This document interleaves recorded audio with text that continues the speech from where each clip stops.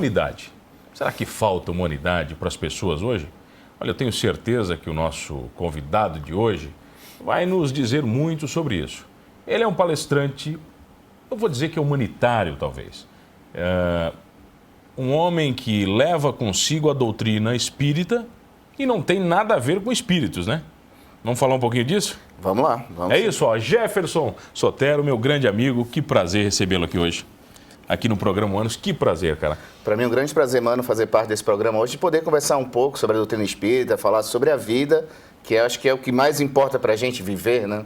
Tá, vem cá, me conta uma coisa. Você é espírita, é isso? Sou espírita. Há quanto tempo? Há 22 anos. Há 22 anos eu me encontrei com a doutrina espírita.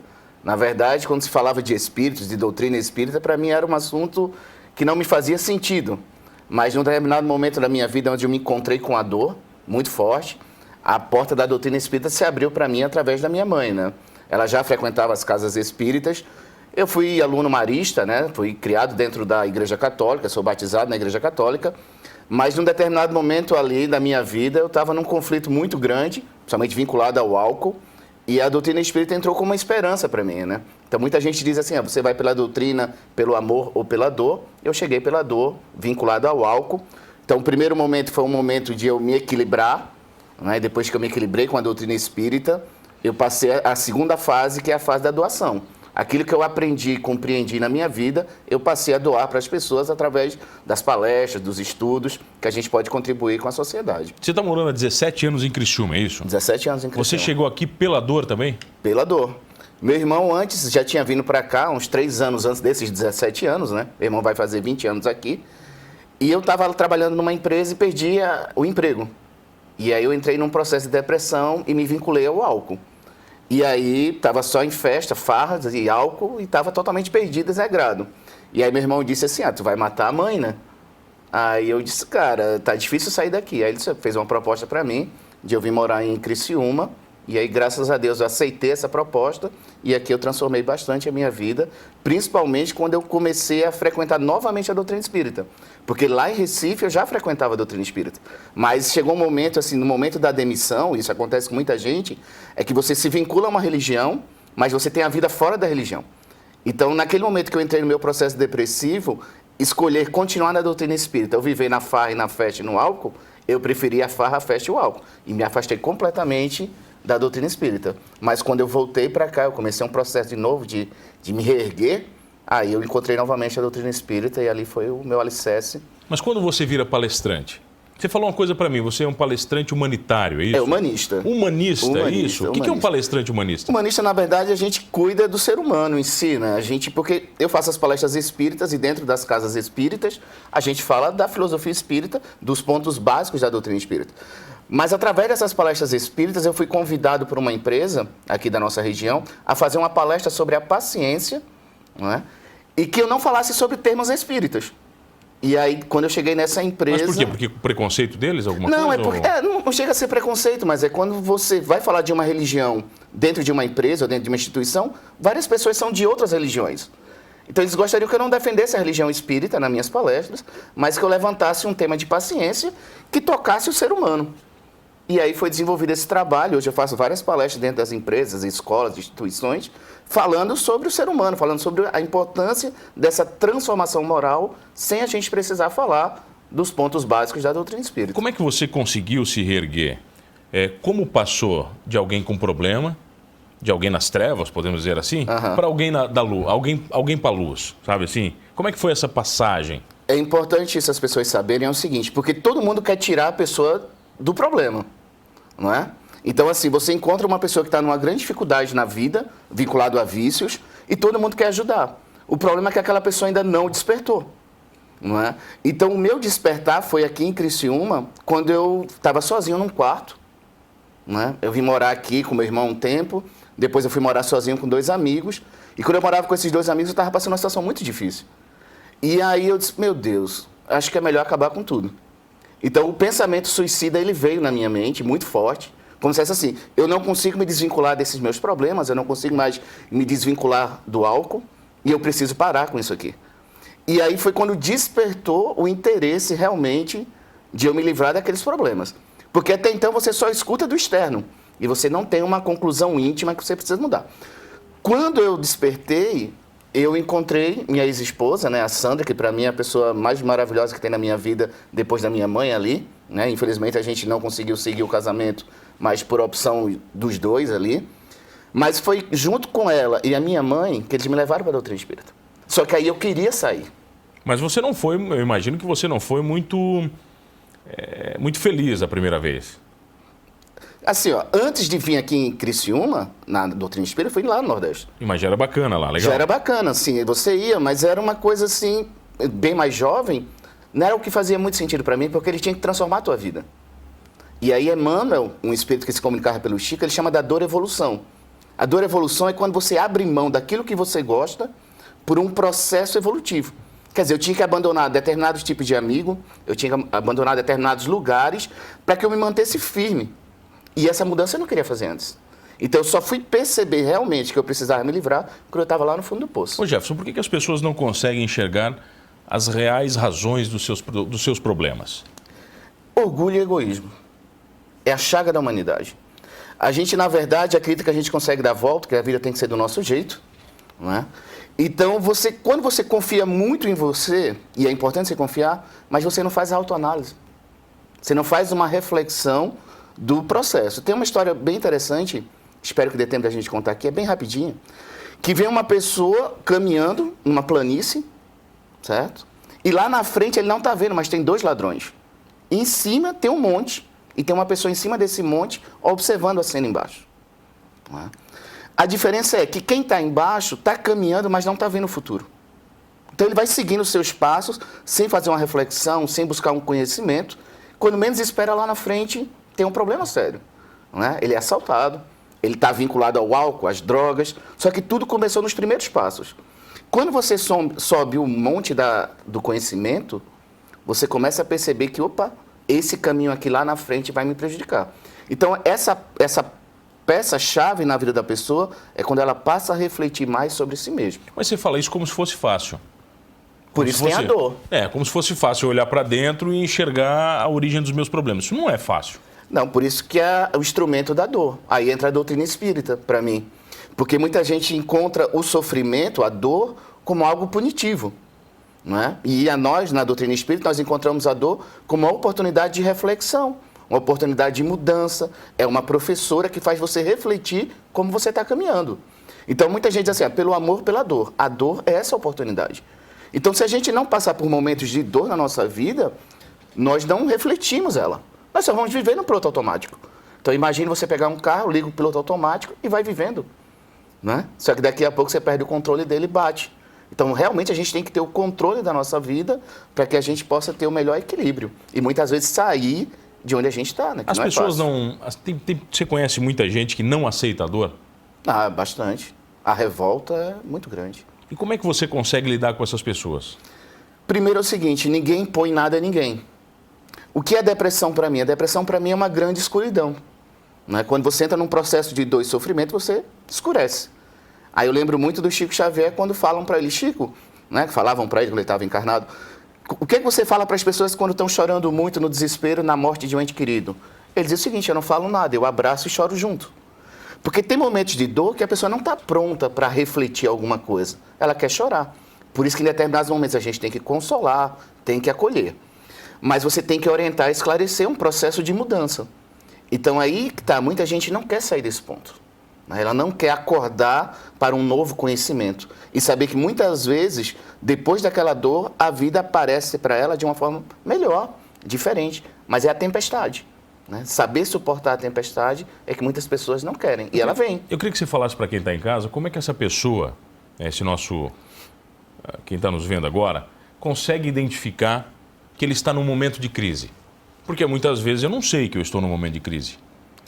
Porque é o seguinte, né? Na verdade, às vezes a gente vai percebendo o seguinte, o cansaço é um mau conselheiro. Isso a gente tem que estar muito claro na mente da gente, o cansaço. Então as pessoas acham que estão cansados da vida.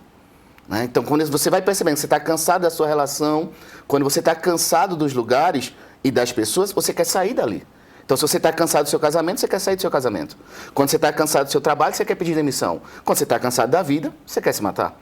Então, um dos sinais que a gente tem que perceber é o cansaço mesmo. Né? Então, muitas vezes a gente lembra de Jesus lá quando diz assim, o fardo não é pesado. Você consegue carregar, só que você não está treinando. Então, essa percepção dos conflitos constantes, de um cansaço da vida, não é algo assim que você acorda e diz assim, hoje está difícil ir. Não, é algo que fica persistente na sua mente. Ou tem gente que diz assim, meu Deus, é um problema atrás do outro. Então, essas pessoas têm que estar muito atentas, porque não são as dificuldades da vida e não são os problemas que você enfrenta, mas sim a capacidade que você tem de lidar com eles. A gente pode escolher o que nos magoa? A gente consegue escolher o que vai nos magoar ou não? Eu penso que é imaturidade. Você se sentir magoado é imaturidade. Porque ninguém tem a capacidade de evitar o que vem do externo. Se eu quiser lhe ofender aqui, eu posso lhe ofender. A escolha é minha. A escolha é sua aceitar ou não. Então é isso que a gente diz. A gente fala muito do mimimi hoje em dia, né? A gente chama na doutrina espírita o melindre. O melindre é uma palavra que faz com que a pessoa não aceite o que os outros dizem. Na verdade, a gente aprende também dar a César o que é de César, a Deus o que é de Deus. César o que é de César, se alguém me ofender, eu tiver direito de dar na justiça, eu vou. Se alguém me roubar, eu vou na cadeia, vou na polícia. Né? Se tiver um processo, eu vou na justiça. Mas os meus sentimentos para com o outro é de Deus. É um sentimento de entender. Ele está me ofendendo porque ele está doente. Se ele fosse uma pessoa equilibrada, né, ela não me ofenderia. Isso é evolução. Evolução. Então, essa imaturidade espiritual faz com que eu me desequilibre com o desequilíbrio dos outros. Quando você vê pessoas se desequilibrando e dizendo assim, aquela pessoa me desequilibra, aquela situação me desequilibra, na verdade, é ela desequilibrada para lidar com o desequilíbrio dos outros. Ô Jefferson, e quando o santo não bate? A gente tem que ter muito cuidado. Porque às vezes a gente fala isso, né? E tem algumas pessoas que parecem realmente que não bate, não casa, não fecha. Por que isso acontece? Primeiro é pelos pensamentos, né? As ideias que a gente tem na vida. Pronto, eu gosto de política, mas tento evitar um pouco falar de política. E quando você escolhe política, você escolhe um lado. Então, automaticamente, a sua forma de pensar já é contrária a outra forma. Dali você já vai criando antipatias pela sua forma de pensar, pela forma de lidar a vida. Por exemplo, eu não bebo. Então, pessoas que gostam de beber já ficam meio preocupadas comigo, né? Ô, Jefferson, tu vai com a gente lá beber? Não vai? Então, a forma de pensar... Como se isso fosse um pecado. Como se fosse um pecado. Mas você já pensa diferente. Uma outra coisa são as energias. A gente tem que ter muito cuidado com isso. Às vezes uma pessoa está triste e chateada, você encosta nessa pessoa e parece que bate uma coisa e fala, não fui com a cara dessa pessoa. Mas você nem conversou, você nem falou, né? Não teve pensamentos, não teve posições. Você sentiu o momento dela. Exatamente. E aí você tendo esse equilíbrio que a gente chama do olhar solidário, o olhar solidário é o seguinte, você tem que estar bem para perceber que nem sempre as pessoas vão estar bem. Então, quando você percebe que uma pessoa está irritada, está chateada, você tem que se proteger. E geralmente as pessoas não fazem isso, né? Acabam deixando as suas emoções tomarem conta e acaba se irritando com uma pessoa por a pessoa estar passando por um momento de dificuldade, de fraqueza emocional, porque a raiva, a irritabilidade, a agressividade são doenças da alma. Então, você não vai mudar o outro só porque você quer, só porque você chora. Primeiro, você se protege para não se contaminar com esse tipo de pessoa. Então, o primeiro passo é você se proteger. Quando você se protege, você entende, aí você passa a ajudar. A proteção é o conhecimento? É o conhecimento, é a fé, é a esperança. Na doutrina espírita e nessas obras que a gente vai buscando na literatura, né, que a gente encontra, vai buscando essa transformação moral, para você perceber que o ser humano é imperfeito. Então, quando você diz assim, o humano errou, alguém vai se decepcionar com o humano. Mas o humano era um cara, gente boa, como é que o humano fez isso? Ele vai sair do que ele imaginava que você era, porque ele criou uma ideia que você era um cara... Ele criou a ideia que você era perfeito. Quando a sua imperfeição apareceu, ele se decepcionou com você. Aquilo que você tinha de bom não tem mais. No meu entendimento, vai dizer, o humano falhou. Beleza. Mas eu não vou matar a qualidade do humano. Porque faz parte, em determinado momento, o humano agir de uma forma que a gente não espera. Somos todos humanos, né? Somos todos humanos. A gente já volta aqui com um bate-papo muito bacana com um palestrante humanista, é isso? Isso. É isso, Jefferson Sotero. Fica ligado. Voltamos aqui na RTV com o programa Humanos. Eu sou o Mano Dal Ponte, você fica comigo com 2 entrevistas inéditas todas as noites, às 11 da noite. E se você perdeu alguma entrevista, faz o seguinte, vai no YouTube, Humanos Talk Show. Todas estarão lá à sua disposição. Eu tenho o prazer de receber hoje aqui um palestrante espírita humanista, Jefferson Sotero. A gente estava falando sobre energias. Eu consigo emanar energia positiva para alguém, Jefferson, e consigo realmente me bloquear de uma energia negativa? Com certeza. Conscientemente? Conscientemente, com certeza. Nós, na doutrina espírita, nós estudamos o fluido universal. É uma energia que está no universo. Né? Então, você transmite essas energias com a força do seu pensamento. Então, a gente vai falar sobre o passe, sobre o reiki, sobre a imposição de mãos. Então, todo mundo fala sobre essas transfusões de energia. Então, nós podemos fazer isso através do pensamento, através do olhar, a partir do momento que você pensa positivamente para aquela pessoa. Da mesma forma, você pode pensar negativo daquela pessoa. Não é? E aí você também transmitir as coisas negativas. Então, quanto mais equilibrado você está, mais você equilibra o ambiente onde você está. Não é? Hoje a gente encontra muitas dificuldades nos lares. Talvez sejam as maiores dificuldades da família, né? No ambiente doméstico, as famílias passando por essa necessidade. Os problemas fazem parte, são pessoas imperfeitas e ninguém está vibrando no bem, como é que a energia dessa família vai mudar? Não é? Então, a partir do momento que você vai buscar um pouco mais de conhecimento, um pouco mais de fé, você começa a mudar os seus pensamentos, você começa a irradiar a energia positiva onde você está, seja aqui no seu trabalho, seja na sua casa, no meio dos amigos. Desde que eu me lembro por gente, eu escuto as pessoas dizerem que a humanidade está indo para o seu final. Todo mundo, é um senso comum. Você é um palestrante humanista, né? Nós estamos deixando a humanidade de lado? Eu acredito que a gente está num processo evolutivo, acho que a gente está muito melhor do que era antes, né? Eu acredito que realmente, se a gente parar para analisar de uma forma racional, né, o mundo está muito melhor. Né? O que está faltando realmente é para as pessoas amadurecerem espiritualmente para avançar mais rápido. Mas o que a gente vê hoje em dia, a gente vê tragédias, a gente vê violência, mas o lado bom da humanidade ele está muito forte hoje em dia. Só que isso não é divulgado muitas vezes. A gente não vê na humanidade as pessoas divulgando tanto o bem como divulgam o mal. Não é? Então, quando a gente aprender que o bem, sendo atuante, vai mudar essa terra, vai. Eu acredito que sim, a tecnologia está aí para mudar as pessoas. Agora, a moral é que vai precisar. Falta cumplicidade nas relações? Falta abraço entre as pessoas? Com certeza. Mas eu acho o seguinte, a nossa chaga é o egoísmo. Primeiro para mim. Então eu prefiro que você me abrace do que eu vá abraçar você. Se você não me abraçar, eu não te abraço. Então eu digo o seguinte assim... Eu gosto de abraçar as pessoas, sabia? Eu me sinto bem me abraçando as pessoas. Eu fico feliz, porque você, por exemplo, se você está preparado, você transmite suas energias boas para a pessoa. E se a pessoa transmitir energias ruins para você, você não cai com ela. Mas, Jefferson, tem pessoas que você vai abraçar que elas ficam duras, cara. Elas não sabem te abraçar, elas não conseguem se soltar. Por que essas pessoas são assim? Cada um tem a sua forma de ser. Né? Às vezes pode ser educação, a timidez, várias formas. Assim, a minha preocupação agora nessa conversa contigo é contigo. No sentido de que não se preocupe se elas são assim. Eu sou do meu jeito, Você então. É do seu jeito, ela é do jeito delas. Porque o que acontece é o seguinte, poxa, eu gostaria que aquela pessoa fosse daquele jeito. Ela não é o seu egoísmo. Entendi. Aí eu vou criar uma decepção. Isso, entendeu? Porque as pessoas não são como eu sou. Se eu sou uma pessoa extrovertida, que eu gosto de conversar, gosto de abraçar. Por que não são assim? Não, elas não são assim porque elas são assim. Então, partindo desse princípio, a decepção é uma escolha também? É exatamente. Uma das piores frustrações que tem é você se decepcionar. É a base do egoísmo. A base do egoísmo é a decepção. Eu tenho alguns amigos que falam o seguinte, você não pode esperar nada de ninguém. Se você não esperar nada de ninguém, você nunca vai se decepcionar. Mas isso não é uma forma muito fria de ver a vida? Assim, ó, aí tem uma mensagem que eu gosto muito, né? Ele diz assim pra gente, um orientador, que Deus nos deu emoção, mas para qualquer decisão da sua vida, você use a razão. É difícil. Não, é difícil, mas é aí que tá. O objetivo que você tem na sua vida. Porque se você for guiado pela emoção constantemente, você vai viver eufórico e decepcionado.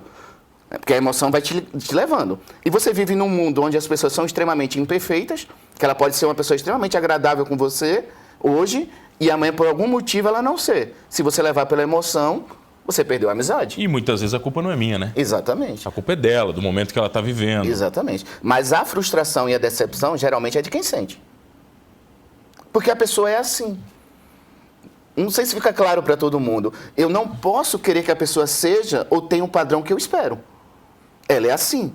Agora, quando ela age de uma forma que eu não espero, eu não posso cair com isso. Mas isso talvez, então, baseado no que você está falando, isso é a verdadeira forma da amizade. Sim. Eu aceito você como meu amigo, Isso. aceitando os seus defeitos e as suas qualidades. Exatamente. Por isso que eu amo muito uma frase que diz o seguinte: ame o esforço que o outro faz para se tornar uma pessoa melhor. Porque se você amar as qualidades daquela pessoa, você vai viver se decepcionado.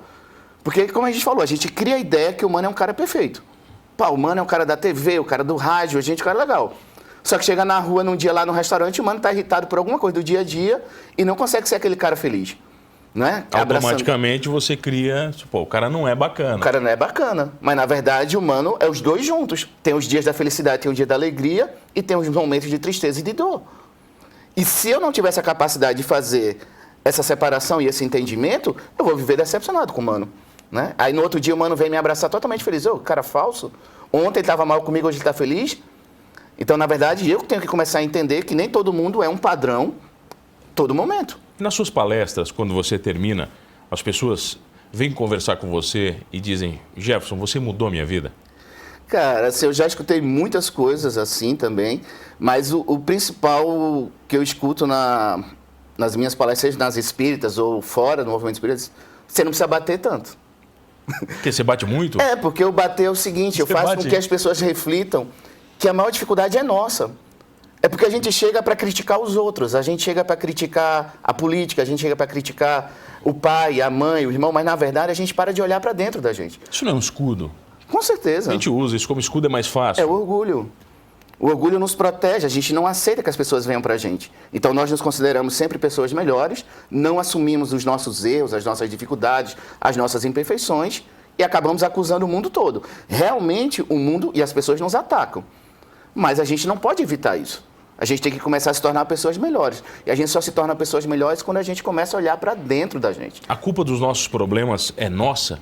Com certeza. Geralmente é nossa? Nós atraímos. Nós atraímos. A lei da atração é verdadeira? É verdadeira. A lei de causa e efeito, a lei de atração é extremamente verdadeira. O bem que você faz, ele volta para você. Nem sempre pelas pessoas que você espera. Né? Esse é o problema. A gente faz o bem para aquelas pessoas, a gente quer que aquelas pessoas retribuam. Mas quando você faz um bem, o universo está lhe devendo. Um dia volta. Agora, do menor ato errado, ele também vai voltar para você. Aí o que é que a gente aprende na doutrina e na filosofia? Que não importa o que você fez no passado, se você está sofrendo, algo de errado você fez. Então, eu sempre diz o seguinte, está sofrendo, dobra o joelho, pede perdão a Deus, remonta os cacos e começa a caminhar. Porque se você ficar parado, lamentando a vida e condenando as pessoas, você vai se sentir uma pessoa até aliviada, porque está acusando, gritando, reclamando, mas você não sai do lugar. Você falou, por exemplo, pede perdão a Deus e você faz uma relação com a doutrina espírita. Muitas pessoas ainda ligam o espiritismo a alguma coisa satânica, alguma coisa incompreensível. Elas são ignorantes nesse ponto, e não ignorantes da forma pejorativa, sim, sim. Ignorantes pela falta de conhecimento. Você escuta muito isso ainda? Não, hoje, graças a Deus, assim, já está muito mais claro pelas informações da internet, de mídia e tudo, mas a gente tem que entender o seguinte, a espiritualidade, ela é milenar. A mediunidade, as comunicações com os espíritos já vem de muito tempo, não é de agora. Né? O Allan Kardec, são 162 anos do Livro dos Espíritos, agora dia 18 de abril, que a gente está comemorando o aniversário do Espiritismo, que é o marco. Então, quando se fala em espíritos e espiritualidade, agora a gente tem que ter muito respeito, porque muitas vezes se confunde com as religiões afro. Não é? Então, a ideia, às vezes, o preconceito com a religião afro faz uma mistura com isso tudo. Então, a gente tem que respeitar o que é Umbanda, a gente tem que respeitar o que é Candomblé, tem que respeitar o que é Espiritismo, o que é Catolicismo. A gente tem que respeitar. Agora, quando se pega o pior lado de uma religião, às vezes que a pessoa diz, isso é macumba, isso e aquilo, às vezes vincula. Só que as pessoas não sabem nem o que é isso. Né? Agora, pelo medo, pelo preconceito, começam a julgar. Há um tempo atrás, se falava em espiritismo, pensava nessas coisas. Graças a Deus, a doutrina já é muito clara para muitas pessoas, consegue entender esse processo, que o processo foco é a transformação moral. Mas, como eu falei e repito mais uma vez, devemos respeitar todas as religiões. Mas somos imperfeitos por natureza? Com certeza. Nascemos imperfeitos? Nascemos imperfeitos com tendências do passado. É mesmo? Se você é comunicador, você tem tendências do passado. Alguma coisa veio no meu DNA, guardado na minha alma, isso, no espírito? Eu carrego isso? Com certeza. Esses dias eu estava vendo um vídeo, está no YouTube, um menino de 6 anos, cego, tocando piano e cantando Queen. Perfeitamente. Né? Então, você pegar e dizer assim, isso é fantástico, isso é fora do comum, é paranormal. A visão espírita não, é um espírito que já viveu no passado, que já tocou piano, já tinha essa tendência, quando ele se encontrou com o instrumento. Isso explica o dom? Sim, com certeza. É essa relação, então, quando a gente chama de dom, é alguma coisa... Ele já teve essa experiência no passado, tanto para as coisas boas quanto para as coisas ruins. Ele diz assim, se você quer saber quem você foi no passado, veja suas tendências. Porque alguém tem uma facilidade maior, meu Deus, que facilidade aquela pessoa tem para tocar violão. Né? E outra pessoa que tenta. Esse dom, na verdade... é uma experiência que esse espírito já teve com aquele instrumento. E você já viu muitas pessoas desperdiçarem seus dons? Sim, constante. E o que você diz para uma pessoa que desperdiça um dom? Tenta mais uma vez. É? Tenta. Mas não é fácil. Não é fácil, mas assim, mano, assim, as escolhas, né? A gente tem que ter muito cuidado com isso, porque a pessoa tem um livre-arbítrio. Mais uma vez, assim, quando você se decepciona porque a pessoa não escolheu o dom, é mais você tá me falando agora, você é pai, né? Então, um alerta para ti, não é? Poxa, meu filho tem essa capacidade, esse talento, tudo. Então, você vai colocar todas as fichas ali. Você vai carregar ele, né? Com as tuas vontades, Isso, talvez. e se ele não quiser? Não é? Às vezes, essa frustração, não é? Até um tema polêmico, a gente pode falar da homossexualidade, não é? Que é um tema polêmico, porque o que acontece é o seguinte, às vezes o filho homossexual, ele é bem resolvido. Ele aceita a sexualidade dele. Que não é o pai. Entende? E o pai não aceita aquilo, ele se frustra com aquilo. Então, a frustração, a decepção é do pai. Automaticamente isso carrega toda a relação. Carrega toda a relação. Mas, por exemplo, é isso que a gente tem que entender. Às vezes a pessoa é bem resolvida por não fazer engenharia, certo? Mas a frustração que gera faz ele ser uma pessoa frustrada. Mas, na verdade, ele está em paz com ele. Mas ele tem que carregar toda uma energia, um pensamento do externo. Por isso que esse externo a gente não muda. Né? E por isso que a gente incentiva nas nossas palestras, nas nossas conversas, é que você precisa se fortalecer no meio que você está. O meio não pode mudar. Né? Você pode até trabalhar para que ele mude, mas se ele não mudar, você tem que estar em paz. Quem muda é você, no Quem fundo. muda é você. Olha só, acho que você mudou muita gente que está vendo a gente agora, meu caro. Pelo menos fiz refletir. Olha, não dá tempo para muito mais coisa. Só para você deixar o seu contato. É o quê? Instagram? Você usa muito, bastante? Eu uso o Facebook, Facebook, né? O Facebook é o Jefferson Sotero. Meu WhatsApp é o... Com 2 Fs? Com 2 Fs. Jefferson Sotero. E o WhatsApp lá que eu uso bastante é o 999339649. 48. Vai lá, 48 999339649. Quiser bater um papo, conversar, programar uma palestra, estamos aí à disposição. Quando bate, a gente pode dizer que os nossos espíritos eram amigos, talvez? Com certeza. Tem uma relação aí? Reencontro de almas. É mesmo? Reencontro Existe mesmo? Existe, com certeza. As almas gêmeas existem? As gêmeas, não, mas as afins existem. É isso? Porque gêmea a gente quer igualdade em tudo e não tem. Mas espíritos afins que vibram pro mesmo caminho, com certeza. Eu espero que você encontre o seu caminho, tá bom? Fica comigo de segunda a sexta-feira, às 11 da noite, sempre com 2 entrevistas inéditas. E não esqueça que somos todos humanos.